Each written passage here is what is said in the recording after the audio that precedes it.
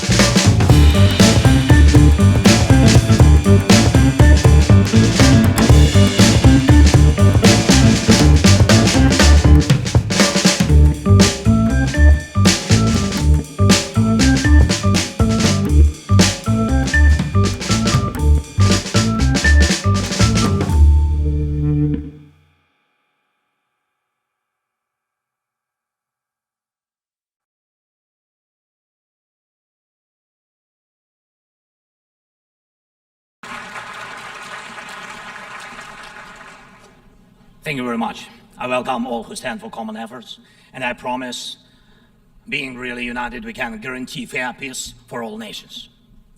What's more, unity can prevent wars. Ladies and gentlemen, Mr. Secretary General, Mr. President, fellow leaders, this call so many wars, but not as active defender against the aggressions. In many cases, the fear of war, the final war, was the loudest here, the war after which no one would gather in the General Assembly Hall again. The Third World War was seen as a nuclear war, a conflict between states on the highway to nukes. Other wars seemed less scary compared to a threat of the so-called great powers firing their nuclear stockpiles. So the 20th century taught the world to restrain from the use of the weapons of mass destruction, not to deploy, not to proliferate, not to threaten with, and not to test, but to promote a complete nuclear disarmament. Frankly, this is a good strategy, but it should not be the only strategy to protect the world from the final war.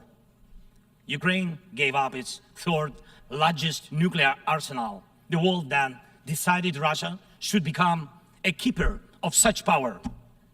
Yet history shows it was Russia who deserved nuclear disarmament the most back in 1990s. And Russia deserves it now. Terrorists have no right to hold nuclear weapons. No right. But truly, not the nukes are the scariest now. While nukes remain in place, the mass destruction is gaining its momentum. The aggressor is weaponizing many other things, and those things are used not only against our country, but against all of yours as well. Fellow leaders, there are many conventions that restrict weapons, but there are no real restrictions on weaponization. First, let me give you an example. The food.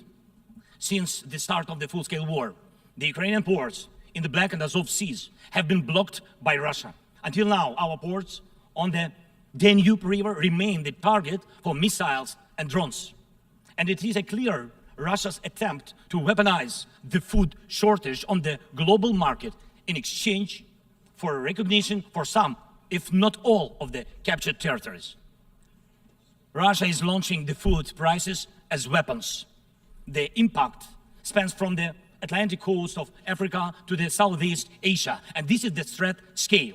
And I would like to thank those leaders who supported our Black Sea Grain Initiative and program Grain from Ukraine. Thank you so much. La pausita para que la aplaudan. Pues bueno, sí, interesante la reflexión inicial de la proliferación de armas nucleares, que es verdad, Ucrania, como formaba parte del plan de defensa o de ataque del Pacto de Varsovia, era un país con bastante presencia nuclear en la Guerra Fría. Y claro, al desmembrarse la Unión Soviética, pues el arsenal fue transferido a Rusia. Y bueno, paradójico. Hubiese sido muy diferente, o posiblemente no se hubiese dado la guerra si Ucrania hubiese conservado el arsenal de armas nucleares, con lo cual también me parece un poco cínico decir que bueno, yo creo que si Ucrania pudiese decidir ahora volver al pasado y no entregar esas armas nucleares, seguramente no las entregaría. Pero bueno, eso también es verdad que están bajo una invasión, pues bueno, las decisiones pues también se ven influenciadas en esos términos. Así que nada, vamos a ver qué continúa diciendo Zelensky. United, we made weapons turn back into food again. More than 45 nations saw how important it is to make Ukrainian food products available on the market, from Algeria to Spain to Indonesia and China. And even now, when Russia has undermined the Black Sea Grain Initiative, we are working to ensure food stability. And I hope that many of you will join us in these efforts. We launched a temporary sea export corridor from our ports, and we are working hard to preserve the land routes for grain exports. And it is alarming to see how some our friends in Europe, play out solidarity in political theater, making thriller from the grain. And they may seem to play their own role, but in fact, they are helping set the stage to a Moscow actor. Second, weaponization of energy. Many times the world has witnessed Russia using energy as a weapon. Kremlin weaponized oil and gas to weaken the leaders of other countries when they came to the Red Square. And now the threat is even greater. Russia is weaponizing nuclear energy. Not only it is spreading its unreliable nuclear power plant construction technologies, but it is also turning other countries' power plants into real dirty bombs. Look, please, what Russia did to our Zaporizhia power plant. Shelled it, occupied it, and now blackmails others with radiation leaks. Is there any sense to reduce nuclear weapons when Russia is weaponizing nuclear power plants? Scary question. The global security architecture offers no response or protection against such a treacherous radiation threat, and there is no accountability for radiation blackmailers so far. The third example is children.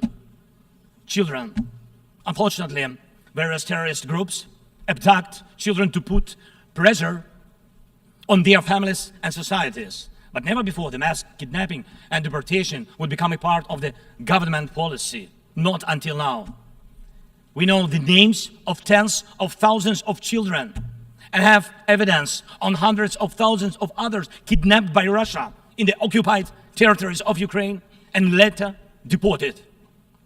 The International Criminal Court issued arrest warrant for Putin for this crime. And we are trying to get children back home. But time goes by. What will happen with them? What will happen to them? Those children in Russia are taught to hate Ukraine, and all ties with their families are broken. And this is clearly a genocide.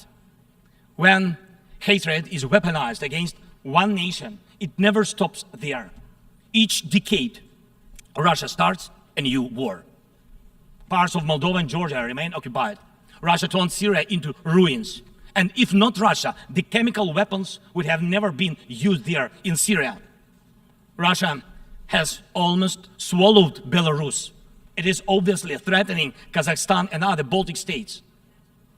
And the goal of the present war against Ukraine is to turn our land, our people, our lives, our resources into a weapon against you, against the international rules-based order. Many seats in the General Assembly Hall may become empty if Russia succeeds with its treachery and aggression.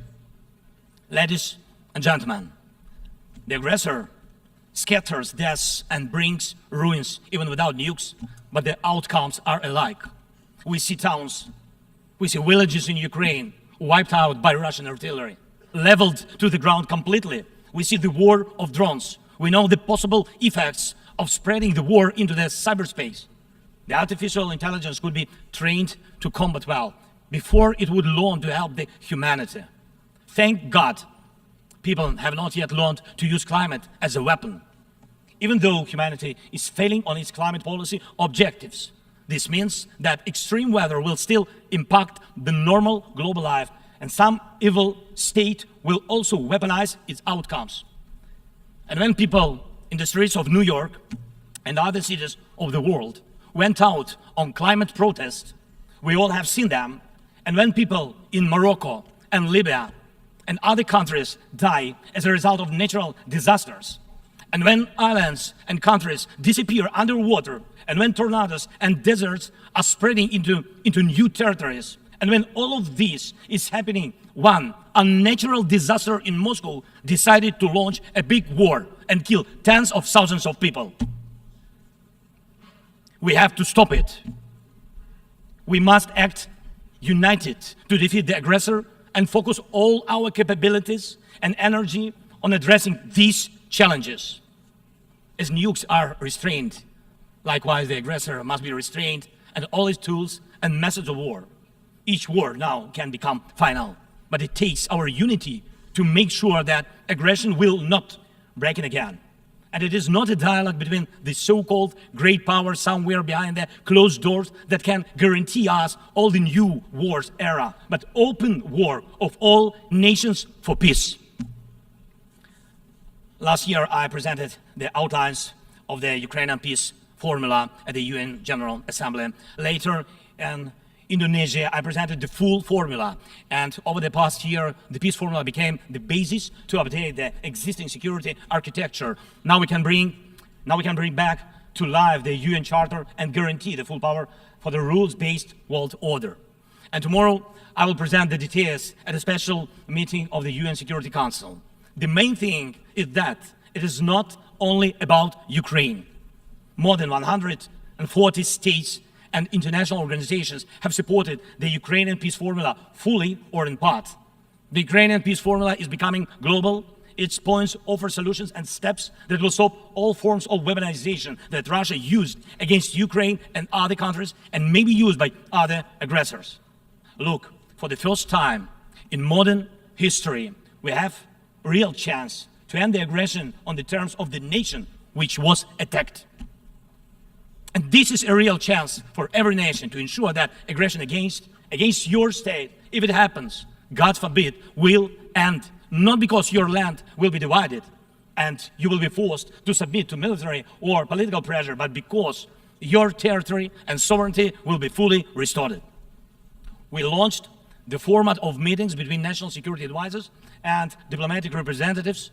Important talks and consultations were held in Hiroshima, in Copenhagen, and in Jeddah on the implementation of the peace formula. And we are preparing a global peace summit. And please, I invite all of you who do not tolerate any aggression to jointly prepare the summit. And I am aware of the attempts to make some shady dealings behind the scenes. Evil cannot be trusted. Ask Prigozhin if one bets on Putin's promises. Please, hear me. Let unity decide everything openly. While Russia is pushing the world to the final war, Ukraine is doing everything to ensure that after Russian aggression, no one in the world will dare to attack any nation. Weaponization must be restrained. War crimes must be punished. Deported people must come back home. And the occupier must return to their own land. We must be united to make it. And we'll do it. Slava Ukraini. Muy bien, pues esta ha sido la intervención de Zelensky. Obviamente, pues su discurso ha estado centrado en la invasión de su país. No era obviamente lógico, ¿no?, que pusiese ante este foro internacional la situación de su país, estando en guerra, siendo invadido por una potencia extranjera. Y nada, bueno, pues me parece un discurso bastante lógico y consecuente con la situación, y quizás hasta me lo esperaba un poquito más, no sé cómo explicarlo, me lo esperaba un poquito más, no sé, atacante o a ver, que no es que no haya señalado a Rusia, obviamente todo el discurso ha sido señalado a Rusia, ha tratado tangencialmente el problema del clima y tal, lo ha metido de una forma, a mi gusto, un poco con un calzador, que para eso, o sea, yo creo que no se esperaba que Zelensky fuese a hablar de los objetivos de desarrollo sostenible, ni nada de eso, y creo que le hubiese enturbiado un poco su discurso, ¿no?, si hubiese menospreciado un poco todo el tema de los objetivos de desarrollo sostenible en favor de hablar de la guerra. Yo creo que aquí, bueno, todos esperábamos que hablase de la situación de Ucrania y lo que está haciendo Rusia. Y bueno, pues nada, ahí está. Me ha sorprendido también que hable también inglés, habla muy bien inglés. Zelensky, me esperaba, no tiene prácticamente, o sea, tiene acento, ¿no?, pero me lo esperaba mucho más duro. La verdad es que no había escuchado hasta ahora hablar inglés a Zelensky. Siempre que lo había escuchado, lo había escuchado hablar ucraniano o ruso, no sé muy bien diferenciar entre los dos.